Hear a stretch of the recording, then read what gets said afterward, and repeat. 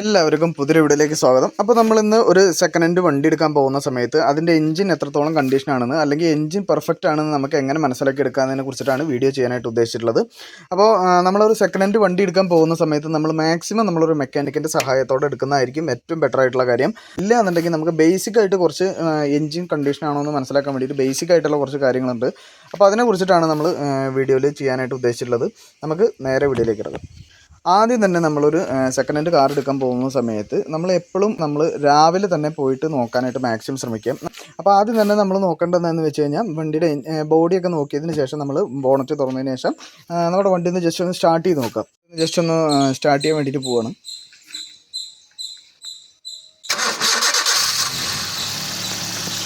ഇപ്പോൾ കണ്ടില്ലേ, ഞാൻ എൻ്റെ വണ്ടി ഇപ്പോൾ ഏകദേശം ഒരു 2-3 ദിവസമായി എടുത്തിട്ട്. അതിന് മുന്നേ എടുത്തിട്ടില്ല. അപ്പോൾ അതിനുശേഷം ഞാനിപ്പോൾ രാവിലെ എത്ര നേരമായിട്ടും ഈ സമയത്താണ് ഞാൻ വണ്ടി സ്റ്റാർട്ട് ചെയ്യുന്നത്. പക്ഷേ എൻ്റെ വണ്ടി 4ാമത്തെ ക്രാങ്കിങ്ങിൽ ഞാൻ വണ്ടി സ്റ്റാർട്ടായിട്ടുണ്ട്. ശരിക്കും നമ്മളുടെ വണ്ടി പെർഫെക്റ്റ് ആയിട്ട്, അതല്ലെങ്കിൽ നമ്മൾ ഡെയിലി യൂസിലുള്ള അല്ലെങ്കിൽ നല്ല വൃത്തിക്ക് നോക്കുന്നൊരു വണ്ടിയാണെന്നുണ്ടെങ്കിൽ ഒരു 3 ക്രാങ്കിങ് അല്ലെങ്കിൽ ഒരു 4 ക്രാങ്കിങ് ഇങ്ങനെ മാക്സിമം പാടുള്ളൂ.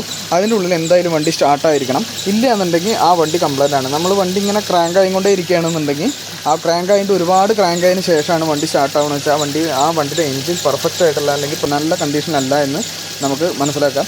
അപ്പോൾ നമുക്ക് ഏകദേശം സ്റ്റാർട്ടിങ്ങിൽ തന്നെ നമുക്കൊരു വണ്ടിയുടെ കണ്ടീഷൻ ഏകദേശം നമുക്ക് മനസ്സിലാക്കിയെടുക്കാവുന്നേ ഉള്ളൂ.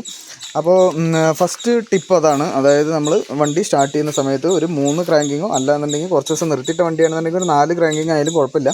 അതിൻ്റെ ഉള്ളിൽ എന്തായാലും വണ്ടി സ്റ്റാർട്ടായിരിക്കണം. ഇല്ലാന്നുണ്ടെങ്കിൽ ആ വണ്ടിയുടെ എഞ്ചിൻ അത്ര പെർഫെക്റ്റ് ആയിട്ടുള്ള കണ്ടീഷനില്ലാന്ന് നമുക്ക് മനസ്സിലാക്കാം. അതിനുശേഷം നമ്മൾ വണ്ടി സ്റ്റാർട്ട് ചെയ്യുക. വണ്ടി നല്ല രീതിയിൽ സ്റ്റാർട്ട് ചെയ്തതിന് ശേഷം നമ്മൾ ബാക്കിൽ, അതായത് നമ്മുടെ സൈലൻസറിൻ്റെ ഭാഗത്ത് പോയിട്ട് നല്ല രീതിയിൽ തന്നെ നമ്മുടെ വണ്ടി ആക്സലേറ്റർ കൊടുത്തിട്ട് നല്ല രീതിയിൽ റേസ് ചെയ്യുക. അത്യാവശ്യം നല്ല രീതിയിൽ RPM കയറ്റിയതിന് ശേഷം നമ്മുടെ സൈലൻസറിൻ്റെ ഉള്ളിൽ കൂടെ ചെറിയ രീതിയിലുള്ള എന്തെങ്കിലും വൈറ്റ് സ്മോക്ക് വരുന്നുണ്ടോ എന്ന് നമ്മൾ നന്നായിട്ട് നോക്കണം. ഈ വൈറ്റ് സ്മോക്ക് വരികയാണെന്നുണ്ടെങ്കിൽ വണ്ടിക്ക് എന്തായാലും നല്ല രീതിയിൽ പണി കിട്ടിയിട്ടുണ്ടാവും. കാരണം അത് ഓയിൽ കയറി കത്തുമ്പോഴാണ് നമ്മുടെ വണ്ടിക്ക് വൈറ്റ് സ്മോക്ക് കാര്യങ്ങൾ വരുന്നത്. അപ്പോൾ ഡീസലാകുമ്പോൾ നമുക്ക് ഓരോ രീതിയിൽ, ഡീസലാകുമ്പോൾ വേറെ ഈ ടർബോൻ്റെ എന്തെങ്കിലും ഇഷ്യൂ ഉണ്ടെങ്കിലോ അല്ലെങ്കിൽ ടർബോയിലേക്ക് ഓയിൽ അടിച്ച് കയറുമ്പോഴൊക്കെ ചെറിയ രീതിയിൽ, അല്ലെങ്കിൽ അതേപോലെ തന്നെ നമുക്ക് ഈ കാർബൺ ഡെപ്പോസിറ്റും കാര്യങ്ങളൊക്കെ ഉണ്ടെന്നുണ്ടെങ്കിൽ അതിൻ്റെ അനുസരിച്ചിട്ട് പുകയുടെ വ്യത്യാസവും കാര്യങ്ങളൊക്കെ ഉണ്ടാവും. അപ്പോൾ നമ്മൾ ഈ പെട്രോളിൻ്റെ കാര്യം നമ്മൾ എടുത്ത് പറയുകയാണെന്ന് വെച്ചാൽ എന്തായാലും പെട്രോളിന് അധികം പുകയുന്ന കാര്യങ്ങളൊന്നും ഇല്ലാത്തതാണ്. അപ്പോൾ അത് കാരണം കൊണ്ട് നമുക്ക് പെട്രോൾ വണ്ടിയിൽ പെട്ടെന്ന് തന്നെ പുക വരികയാണെന്നുണ്ടെങ്കിൽ പെട്ടെന്ന് നമുക്ക് അറിയാനായിട്ട് പറ്റും. അപ്പോൾ നമ്മൾ ചെറിയ രീതിയിൽ ഇങ്ങനെ ഈ വൈറ്റ് സ്മോക്ക് വരികയാണെന്നുണ്ടെങ്കിൽ ഒരു കാരണവശാലും നമ്മൾ ആ വണ്ടി എടുക്കാതിരിക്കുകയാണ് നല്ലത്. കാരണം ഈ വൈറ്റ് സ്മോക്ക് വരുന്നത് ഈ ബാക്ക് കംപ്രഷനും കാര്യങ്ങളൊക്കെ വരുമ്പോഴാണ്. അതായത് നമ്മൾ ഈ പിസ്റ്റൻ്റെ ഉള്ളിലേക്ക്, അതായത് നമ്മൾ പെട്രോളും എയറും കത്തുന്നതിൻ്റെ കൂടെ ഓയിലും അതിൻ്റെ ഇടയിൽ കൂടെ കയറി കത്തുമ്പോഴാണ് ഈ വൈറ്റ് സ്മോക്കും കാര്യങ്ങളൊക്കെ വരുന്നത്. നല്ല രീതിയിൽ തന്നെ ആക്സിലേറ്റർ കൊടുത്തിട്ട് നമ്മൾ ഈ സൈലൻസറിൻ്റെ ബാക്കിൽ നോക്കി കഴിഞ്ഞാൽ നമുക്കറിയാം വൈറ്റ് സ്മോക്ക് വരുന്നുണ്ടോ ഇല്ലയെന്ന്. അപ്പോൾ അങ്ങനെയാണെന്നുണ്ടെങ്കിൽ വൈറ്റ് സ്മോക്ക് വരികയാണെന്നുണ്ടെങ്കിൽ ഒരു കാരണവശാലും നമ്മൾ ആ വണ്ടി എടുക്കാണ്ടിരിക്കുന്നതാണ് ഒന്നുകൂടി നല്ലത്. പിന്നെ നമ്മൾ രാവിലെ തന്നെ വണ്ടി സ്റ്റാർട്ട് ചെയ്യുന്ന സമയത്ത് സൈലൻസറിൻ്റെ ഉള്ളിൽ കൂടെ ചെറിയ രീതിയിൽ വെള്ളം വരുന്നുണ്ടെന്നുണ്ടെങ്കിൽ നമ്മുടെ വണ്ടിയുടെ എഞ്ചിൻ്റെ കണ്ടീഷൻ ഒരു പരിധി വരെ നല്ല പെർഫെക്റ്റ് ആണ്. അല്ലാന്നുണ്ടെങ്കിൽ നമ്മുടെ വണ്ടിയിൽ നമ്മുടെ ഫ്യൂവലായിട്ടുള്ള പ്രോപ്പറായിട്ടുള്ള ബേണിങ് ഫ്യൂവലിൽ നടക്കുന്നുണ്ട് എന്നാണ് ആ വെള്ളം കൊണ്ട് ഉദ്ദേശിക്കുന്നത്. അതായത് പ്രോപ്പറായിട്ട് നല്ല രീതിയിൽ ഒരു പെർഫെക്റ്റ് കണ്ടീഷനായിട്ടുള്ളൊരു എഞ്ചിനുള്ള ഒരു വണ്ടിക്ക് സൈലൻസിന് പെട്ടെന്ന് ഓട്ടോ ചെയ്യുന്നതൊക്കെ അതുകൊണ്ടാണ്. ഈ ചെറിയ രീതിയിൽ വെള്ളം നിൽക്കുമ്പോൾ പെട്ടെന്ന് തന്നെ തുരുമ്പ് വന്നിട്ട് ഓട്ടോ ചെയ്യുന്നതാണ് അത് ഉണ്ടാവുന്നത്. അപ്പോൾ അതും കൂടി നമ്മൾ നോക്കേണ്ടതാണ്. രാവിലെ നമ്മൾ സ്റ്റാർട്ട് ചെയ്യുമ്പോൾ മാത്രമാണ് അത് ഉണ്ടാവുള്ളൂ. അല്ലാതെ നമ്മൾ കുറച്ച് ദൂരം വണ്ടി ഓടിച്ചതിന് ശേഷം ആ വെള്ളം ഉണ്ടാവില്ല, എപ്പോഴും വന്നുകൊണ്ടിരിക്കില്ല. നമ്മൾ വണ്ടി രാവിലെ സ്റ്റാർട്ട് ചെയ്യുന്ന സമയത്ത് സൈലൻസറൊക്കെ തണുത്ത് നിൽക്കുന്ന സമയത്താണ് മാത്രമാണ് അത് ഉണ്ടാവുള്ളൂ. ചൂടായി കഴിഞ്ഞിട്ട് അത് പൂവും ചെയ്യും. അപ്പോൾ നമ്മൾ വെള്ളം വരുന്നുണ്ടെന്നുണ്ടെങ്കിൽ അത് നല്ലൊരു കാര്യമാണ്. അപ്പോൾ വെള്ളം വരുന്നുണ്ടോ എന്ന് നമ്മൾ നോക്കണം. പിന്നെ സൈലൻസറിൽ നോക്കേണ്ടത് നമ്മുടെ പുകയും കൂടി നോക്കണം. ഈ 2 കാര്യമാണ് നമ്മൾ സൈലൻസറിൽ മെയിനായിട്ട് നമ്മൾ ശ്രദ്ധിക്കേണ്ടത്.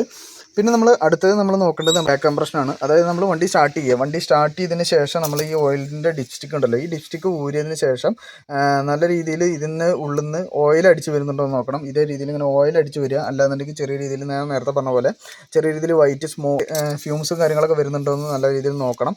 അങ്ങനെയാണെന്നുണ്ടെങ്കിൽ ബാക്ക് കംപ്രഷനാണ് നമ്മുടെ വണ്ടിക്ക് ഉള്ളതെന്ന് നമുക്ക് മനസ്സിലാക്കാം. അതായത് ബാക്ക് കംപ്രഷൻ ചെക്ക് ചെയ്യുക എന്നാണ് ഇതിനെ പറയുക. അത് എന്തിനാണ് നോക്കണമെന്ന് വെച്ച് കഴിഞ്ഞിട്ട് നമ്മുടെ ഈ പിസ്റ്റൻ്റെ റിങ്സൊക്കെ ചെറിയ രീതിയിൽ ലീക്ക് ആകുമ്പോൾ, അല്ലെങ്കിൽ സിലിണ്ടറിൻ്റെ ലൈൻസൊക്കെ ചെറിയ രീതിയിൽ ലീക്ക് ആകുമ്പോഴാണ് ഈ ഓയിൽ അതിൻ്റെ ഉള്ളിൽ കൂടെ അടിച്ച് കയറിയിട്ട് നമ്മളെ ബാക്ക് കംപ്രഷനും കാര്യങ്ങളൊക്കെ വരുന്നത്. ഈ ബാക്ക് കംപ്രഷൻ്റെ മെയിൻ ആയിട്ടുള്ളൊരു കാരണം അത് തന്നെയാണ്. ഈ പിസ്റ്റൺ റിങ്സൊക്കെ വീക്ക് ആകുമ്പോഴാണ് ബാക്ക് കംപ്രഷൻ വരുന്നത്. പിന്നെ നമുക്ക് ഈ ചിലവർ ഇങ്ങനെ ഈ നമ്മൾ ഈ ഓയിൽ ഒഴിക്കുന്ന ഈ എഞ്ചിൻ്റെ ക്യാപ്പ് ഉണ്ടല്ലോ, ഈ സാധനം ഊരിയിട്ട് ഇതിനകത്തുനിന്ന് വരുന്നുണ്ടോ എന്ന് നോക്കും. വണ്ടി സ്റ്റാർട്ട് ചെയ്തതിന് ശേഷമാണ് ഞാൻ പറയുന്നത് കേട്ടോ.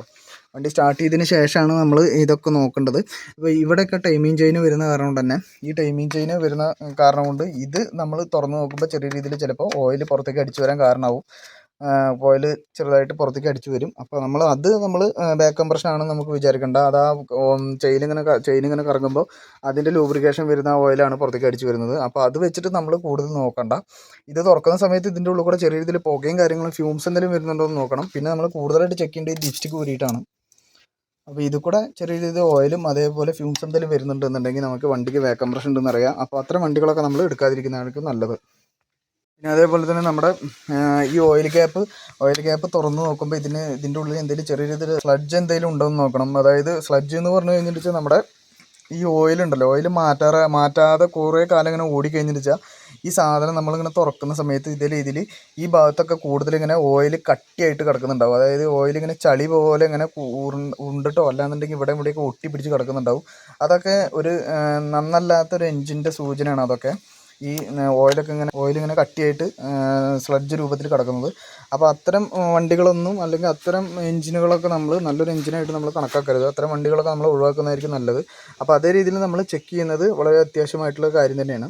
പിന്നെ അടുത്തത് നമ്മൾ നോക്കേണ്ടത് നമ്മുടെ ഓയിൽ ലീക്സും കാര്യങ്ങളൊക്കെയാണ്. അതായത് ചെറിയ രീതിയിൽ നമ്മൾ ഈ ഗ്യാസ്കറ്റ് എന്തെങ്കിലുമൊക്കെ ലീക്കായിട്ടൊക്കെ ചെറിയ രീതിയിൽ ഇവിടെ ഓയിൽ ലീക്കും കാര്യങ്ങളൊക്കെ വരും. അതെല്ലാ വണ്ടിയിലും നമ്മൾ മാക്സിമം നോക്കണം. കാരണം ഓയിൽ ലീക്ക് വരാൻ ഒരുപാട് സാധ്യതകളുണ്ട്. അതായത് എന്തെങ്കിലും ചെറിയ രീതിയിൽ നമ്മുടെ ഈ ഗ്യാസ്കറ്റ് ലീക്കായിട്ട് ഓയിൽ വരാം. അതേപോലെ ഒരുപാട് കാലം നമ്മൾ ഓയിൽ നോക്കാണ്ട് ഓടുന്ന വണ്ടിയാണെന്നുണ്ടെങ്കിൽ ഓയിലിൻ്റെ കട്ടിങ് കാര്യങ്ങളൊക്കെ കുറഞ്ഞിട്ട് ഓയിൽ പുറത്തേക്ക് അടിച്ച് കയറി വരാം.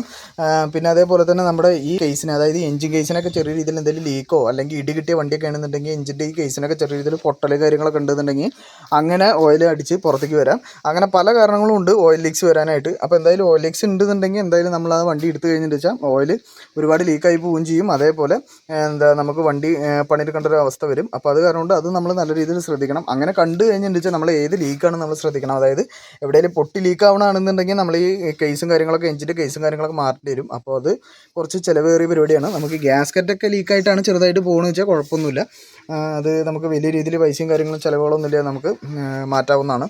അപ്പോൾ ഈ ഭാഗത്തു കൂടെയൊക്കെയാണ് കൂടുതലായിട്ടും ലീക്കുകളും കാര്യങ്ങളൊക്കെ വരാറ്. അപ്പോൾ അത് നമുക്ക് വണ്ടിയുടെ പുറത്തുനിന്ന് നമുക്ക് നോക്കിയാൽ തന്നെ എത്രത്തോളം നമുക്ക് നോക്കാൻ പറ്റുമോ അത്രത്തോളം നമ്മൾ നോക്കുക മാക്സിമം. ചെറിയ രീതിയിൽ ഫോണൊക്കെ ഉണ്ടെന്നുണ്ടെങ്കിൽ നമ്മൾ ഫ്ലാഷൊക്കെ അടിച്ചിട്ട് നമ്മൾ മാക്സിമം നോക്കുക. എന്തായാലും ഓയിൽ ലീക്സും കാര്യങ്ങളൊക്കെ ഉണ്ടാവുന്നു. ഓയിൽ ലീക്സ് നോക്കുന്നത് വളരെയധികം നന്നായിരിക്കും. പിന്നെ അടുത്തുള്ളത് നമ്മൾ വണ്ടി സ്റ്റാർട്ട് ചെയ്തതിന് ശേഷം അത്യാവശ്യം ആക്സലേറ്റർ കൊടുക്കുന്ന സമയത്ത് അല്ലെങ്കിൽ ആക്സലേറ്റർ ഇങ്ങനെ പതിയെ റേസ് ചെയ്യുന്ന സമയത്ത് എന്തെങ്കിലും ചെറിയ രീതിയിൽ മിസ്സിങ്, അതായത് മിസ് ഫയർ നടക്കുന്നതെന്ന് നോക്കണം. മിസ് ഫയർ ഉണ്ടെന്നുണ്ടെങ്കിൽ ചിലപ്പോൾ ഇതാണ് നമ്മുടെ ഇഞ്ചക്ടേഴ്സ് എന്ന് പറയുന്നത്. അതായത് നമ്മുടെ ഫ്യൂൽ ഇഞ്ചക്ടേഴ്സാണ് ഈ കാണുന്നത്. ഇത് നമ്മുടെ 4 സിലിണ്ടർ എഞ്ചിൻ ആണെന്നുണ്ടെങ്കിൽ 4 എണ്ണം ഉണ്ടാവും. 3 സിലിണ്ടർ ആണെന്നുണ്ടെങ്കിൽ 3 എണ്ണം ഉണ്ടാവും. ഇപ്പോൾ അത് 1 എണ്ണം 2 എണ്ണം പിന്നെ അതേപോലെ ഇവിടെ ഒരു 3 പിന്നെ അപ്പുറത്ത് 4, അങ്ങനെ ടോട്ടലായിട്ടുള്ള 4 സിലിണ്ടർ ആകുമ്പോൾ 4 ഇഞ്ചക്ടേഴ്സാണ് ഉണ്ടാവുക. അപ്പോൾ അതേപോലെ തന്നെ നമ്മുടെ ഈ സ്പാർക്ക് പ്ലഗും ഇഗ്നിഷൻ കോയിലൊക്കെ ഇതിനകത്താണ് ഉണ്ടാവുക. നമ്മുടെ ഈ എയർ ഫിൽറ്റർ ഉണ്ടല്ലോ, ഈ എയർ ഫിൽറ്ററിൻ്റെ ഈ കവറിൻ്റെ അടിഭാഗത്താണ് ഉണ്ടാവുക. അപ്പോൾ അത് എടുത്താൽ മാത്രമേ നമുക്ക് കാണാനായിട്ട് പറ്റുള്ളൂ. അപ്പോൾ ഞാനത് എടുക്കുന്നില്ല. നമുക്ക് ഇതിൻ്റെ അടിയിലാണ് ഉണ്ടാവുക, നമുക്ക് അറിയാൻ. ഞാൻ ജസ്റ്റ് ഒരു ഫോട്ടോ ഒന്ന് കാണിച്ചു തരാം. അപ്പം ഇത് 4 ഉണ്ടാവും. 4 സിലിണ്ടർ ആകുമ്പോൾ 4 ഇഗ്നിഷൻ കോയിലും അതേപോലെ 4 സ്പാർക്ക് പ്ലഗും ഉണ്ടാവും.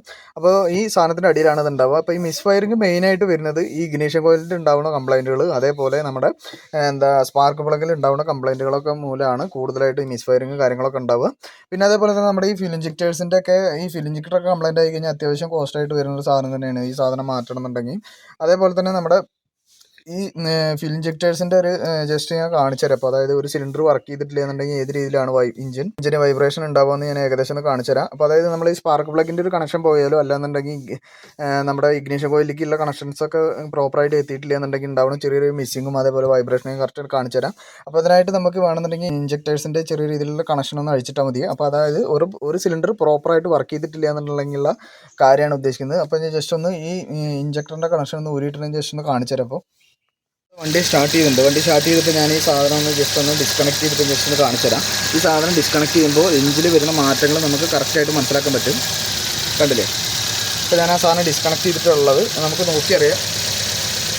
കണ്ടോ, ഒരു ചെറിയ രീതിയിലുള്ള ഒരു വൈബ്രേഷനും കാര്യങ്ങളും നല്ല രീതിയിൽ തന്നെ വന്നിട്ടുണ്ട്. അത് ക്യാമറയിൽ എത്രത്തോളം നമുക്ക് കാണാൻ പറ്റുന്നുണ്ടെന്ന് അറിയില്ല. കണ്ടില്ലേ, ഈ ഭാഗത്തൊക്കെ കണ്ടില്ലേ ആ ഒരു ഇതുണ്ട്. ഇതിപ്പോൾ ഞാനത് കണക്ട് ചെയ്യുമ്പോൾ അത് കറക്റ്റ് ആവുകയും ചെയ്യും. ഉണ്ടോ? അപ്പോൾ ഞാൻ കറക്റ്റ് ചെയ്തപ്പോൾ ആ സിലിണ്ടർ വർക്ക് ചെയ്തപ്പോൾ പ്രോപ്പറായിട്ട് ബാലൻസ്ഡ് ആയി. അപ്പോൾ അത് കാരണം കൊണ്ടാണ് ഈ സാധനം ഞാൻ നേരത്തെ പറഞ്ഞത്. അത് വർക്ക് ചെയ്തിട്ടില്ല എന്നുണ്ടെങ്കിൽ നമുക്ക് ഈ വൈബ്രേഷൻ നമുക്ക് മനസ്സിലാക്കാം. ഇല്ലയെന്നുണ്ടെങ്കിൽ സ്റ്റാർട്ട് ചെയ്യുമ്പോൾ ചെറിയ രീതിയിൽ ഈ പെട്രോളൊക്കെ തയ്യാറായി കഴിഞ്ഞിട്ട് എങ്ങനെയാണോ ഒരു മിസ്സിങ് കാണിക്കുക, അതേ രീതിയിലുള്ളൊരു മിസ്സിങ് ഇങ്ങനെ നമ്മൾ ആക്സിലേറ്റർ കൊടുക്കുന്ന സമയത്ത് ഇടയ്ക്ക് ഇങ്ങനെ ഡ്രോപ്പായി പോകുന്ന പോലെ നമുക്ക് തോന്നാം.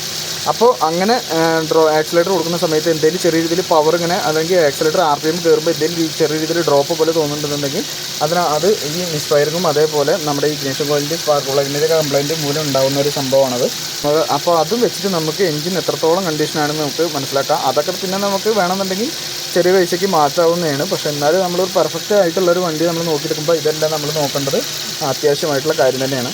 പിന്നെ അതേപോലെ തന്നെ നമ്മുടെ അടുത്ത് നോക്കേണ്ടത് നമ്മുടെ എൻജിൻ മൗണ്ടിങ് ആണ്. എൻജിൻ മൗണ്ടിങ് ഉണ്ടോ, ഇവിടെ ഒരു എൻജിൻ മൗണ്ടിങ് ഉണ്ട്, അതേപോലെ ഈ ഭാഗത്ത് നമ്മുടെ ഇവിടെ ഒരു എൻജിൻ മൗണ്ടിങ് ഉണ്ട്. പിന്നെ അതേപോലെ 2-3 എൻജിൻ മൗണ്ടിങ്ങുകളാണ് നമ്മുടെ വണ്ടിക്ക് കൂടുതലായിട്ട് വരുന്നത്. ഈ എൻജിൻ മൗണ്ടിങ് എന്ന് പറഞ്ഞു കഴിഞ്ഞിട്ട് നമ്മുടെ എൻജിനെ, അതായത് എൻജിനെ നമ്മുടെ ബോഡിയായിട്ട് താങ്ങി നിർത്തുന്ന അല്ലെങ്കിൽ ബോഡിയായിട്ട് എൻജിനെ പിടിച്ചു നിർത്തുന്ന ഈ എൻജിൻ മൗണ്ടിങ് ആണ്.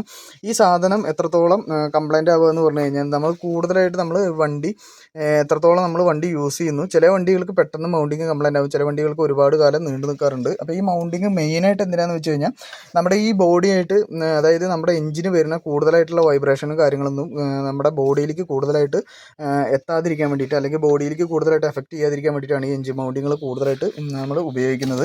ഈ സാധനത്തിൻ്റെ മെയിൻ ഒരു പ്രവർത്തനം അതാണ്. അതായത് ഇതിൻ്റെ ഉള്ളിൽ ചെറിയൊരു റബ്ബർ ബുഷാണ് ഉണ്ടാവുക. ആ റബ്ബർ ബുഷാണ് ഈ എഞ്ചിൻ്റെ വൈബ്രേഷൻ കാര്യങ്ങളൊന്നും നമ്മുടെ ബോഡിയിലേക്ക് എത്താതെ നോക്കുന്നത്. ആ റബ്ബർ ബുഷ് അതിനായിട്ട് മെയിനായിട്ട് ഉപയോഗിക്കുന്നത്. അത് കുറേ കാലം ഇരുന്ന് കഴിഞ്ഞിട്ട് ആ സാധനം ഹാർഡാവും. ആ റബ്ബർ കൂടുതൽ ഹാർഡായിട്ട് പിന്നെ നമ്മുടെ എഞ്ചിൻ്റെ വൈബ്രേഷൻ കാര്യങ്ങളൊക്കെ നമ്മുടെ വണ്ടിയിലേക്ക് അല്ലെങ്കിൽ നമ്മുടെ ബോഡിയിലേക്ക് എത്തും. അപ്പോൾ അങ്ങനെ നമുക്ക് മനസ്സിലാക്കാം. ഇല്ലയെന്നുണ്ടെങ്കിൽ എങ്ങനെ ചെയ്യേണ്ടതെന്ന് വെച്ച് കഴിഞ്ഞാൽ നമ്മൾ വണ്ടി ഏതേ രീതിയിൽ ബോണറ്റ് തുറന്നിട്ട് നമ്മളെ കൂടെ ഒരാളുണ്ടെന്നുണ്ടെങ്കിൽ നമ്മൾ ബോണറ്റ് തുറന്നതിന് ശേഷം വണ്ടി ഉള്ളിലിരുന്നിട്ട് പുറമേ നിന്ന് ഒരാൾ നോക്കിയിട്ട് വണ്ടിന്ന് ജസ്റ്റ് നമ്മൾ ഫസ്റ്റ് ഇട്ടതിന് ശേഷം നമ്മളൊന്ന് ജസ്റ്റ് പതുക്കെ നമ്മൾ ക്ലച്ചിൽ നിന്ന് കാലെടുക്കുമ്പോൾ നല്ല രീതിയിൽ തന്നെ വൈബ്രേഷൻ അല്ലെങ്കിൽ നല്ല രീതിയിൽ തന്നെ നമ്മുടെ ബോണറ്റും എഞ്ചിനൊക്കെ നല്ല രീതിയിൽ തന്നെ ജെർക്ക് ചെയ്യുന്നുണ്ടെന്നുണ്ടെങ്കിൽ നമുക്ക് എഞ്ചിൻ മൗണ്ടി പോയതാണെന്ന് നമുക്ക് മനസ്സിലാക്കാം. പിന്നെ അതേപോലെ ക്ലച്ചിൻ്റെ ചെറിയ വിഷയം കൊണ്ടും അങ്ങനെ വരാം. പക്ഷേ കൂടുതലായിട്ടും നല്ല രീതിയിൽ വൈബ്രേഷൻ വരികയാണെന്നുണ്ടെങ്കിൽ നമുക്ക് എഞ്ചിൻ മൗണ്ടിങ് ഹാർഡായതാണ് അല്ലെങ്കിൽ എഞ്ചിൻ മൗണ്ടിങ് മാറ്റാറാണെന്ന് നമുക്ക് മനസ്സിലാക്കാം. എഞ്ചിൻ മൗണ്ടിങ് ഒക്കെ മാറ്റുക എന്ന് പറഞ്ഞിട്ട് ഇപ്പോൾ ഈ റിറ്റ്സിൻ്റെ ഒക്കെ പറയുകയാണെന്ന് വെച്ചാൽ ഏകദേശം അതിന് ആ ഒരു സാധനത്തിന് തന്നെ ഏകദേശം 1300-1500 രൂപയോളം റേഞ്ച് വരുന്നുണ്ട്. പിന്നെ അത് മാറ്റാനുള്ള ലേബർ ചാർജ് വേറെയും വരും. അപ്പോൾ നമുക്ക് അതിനനുസരിച്ചിട്ട് ചിലവും കാര്യങ്ങളൊക്കെ വരുന്നതാണ്. അപ്പോൾ നമ്മളൊരു സെക്കൻഡ് ഹാൻഡ് വണ്ടി എടുക്കുന്ന സമയത്ത് കൂടുതൽ പണി വരാതെ എടുക്കുന്നുണ്ടെന്നുണ്ടെങ്കിൽ ഇത്തരം കാര്യങ്ങളും കൂടി നമ്മൾ ശ്രദ്ധിക്കുന്നത് വളരെയധികം നന്നായിരിക്കും. പിന്നെ നമ്മൾ നോക്കുന്നത് നമ്മുടെ റേഡിയേറ്റർ ക്യാപ്പാണ്. റേഡിയേറ്റർ ക്യാപ്പ് നമ്മൾ വണ്ടി നല്ല രീതിയിൽ നമ്മൾ ഉപയോഗിച്ചിട്ട് നമ്മൾ നല്ല രീതിയിൽ സ്റ്റാർട്ട് ചെയ്തിട്ട് ഇരിക്കുന്നത് വെച്ചാൽ വണ്ടി കൂളായതിന് ശേഷമാണ് നമ്മൾ റേഡിയേറ്റർ ക്യാപ്പ് തുറക്കാനായിട്ട് പാടുള്ളൂ. ഇപ്പോൾ റിസർവ് ടാങ്കൊക്കെ വേണമെന്നുണ്ടെങ്കിൽ റേഡിയേറ്ററിൻ്റെ ഈ ഓയിലിൻ്റെ ഈ കൂളൻറ്റിൻ്റെ റിസർവ് ടാങ്കൊക്കെ വേണമെങ്കിൽ നമുക്ക് തുറക്കാം, അതിന് പ്രശ്നമൊന്നുമില്ല. കണ്ടില്ലേ, ഇതൊക്കെ അത്യാവശ്യം നല്ല രീതിയിൽ നീറ്റായിട്ടാണ് ഇതിനകത്ത് കിടക്കുന്നത്. അപ്പോൾ ഇതൊക്കെ വേണമെന്നുണ്ടെങ്കിൽ നമുക്ക് എപ്പോൾ വേണമെങ്കിലും വണ്ടി ചൂടായിരിക്കുന്ന സമയത്തും വേണമെന്നുണ്ടെങ്കിൽ തുറക്കാം, അതിന് ബുദ്ധിമുട്ടില്ല. പക്ഷേ നമ്മൾ ഈ ടാങ്ക് ഉണ്ടല്ലോ, നമ്മുടെ ഈ റേഡിയേറ്ററിൻ്റെ ഈ ക്യാപ്പ് ഒരു കാരണവശാലും തുറക്കരുത്.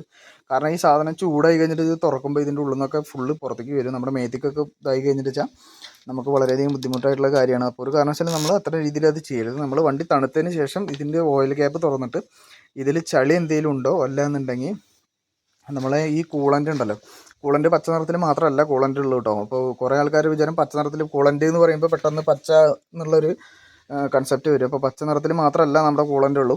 അപ്പോൾ കൂളൻ്റ് വേറെ നിറത്തിലുണ്ട്, ഒരു ബ്രൗൺ കളറൊക്കെ കൂളൻ്റ് ഉണ്ട്. അപ്പോൾ നമ്മളത് തുറന്നു നോക്കുന്ന സമയത്ത് നമുക്ക് മനസ്സിലാക്കാം എത്രത്തോളം ഇതിൽ കൂളൻ്റ് എത്രത്തോളം നല്ല രീതിയിലുണ്ടെന്ന്.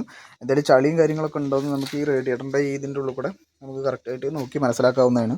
അപ്പോൾ നമ്മൾ അതും നോക്കി മനസ്സിലാക്കുന്നത് നന്നായിരിക്കും. അപ്പോൾ റേഡിയേറ്റർ നല്ല രീതിയിൽ പ്രോപ്പറായിട്ട് കൂളൻ്റ് ഒന്നും മെയിൻറ്റെയിൻ ചെയ്തിട്ടില്ല എന്നുണ്ടെങ്കിൽ ഇതിൻ്റെ ഉള്ളിൽ തുരുമ്പും അതേപോലെ ചളിയും കാര്യങ്ങളൊക്കെ ഉണ്ടാവും. അപ്പോൾ അതും നമ്മൾ നോക്കേണ്ട മെയിനായിട്ടുള്ളൊരു കാര്യം തന്നെയാണ്. അപ്പോൾ അത്രയൊക്കെയുള്ളൂ മെയിനായിട്ടുള്ള കുറച്ച് കാര്യങ്ങൾ പറയാനുള്ളത്. അപ്പോൾ പറഞ്ഞ കാര്യങ്ങൾ എല്ലാവർക്കും മനസ്സിലായി എന്ന് വിചാരിക്കണം. എന്തെങ്കിലും ഡൗട്ടുകളും കാര്യങ്ങളൊക്കെ ഉണ്ടെന്നുണ്ടെങ്കിൽ കമൻറ്റിൽ ചോദിച്ചാൽ മതി, എല്ലാവർക്കും റിപ്ലൈ തരുന്നതായിരിക്കും.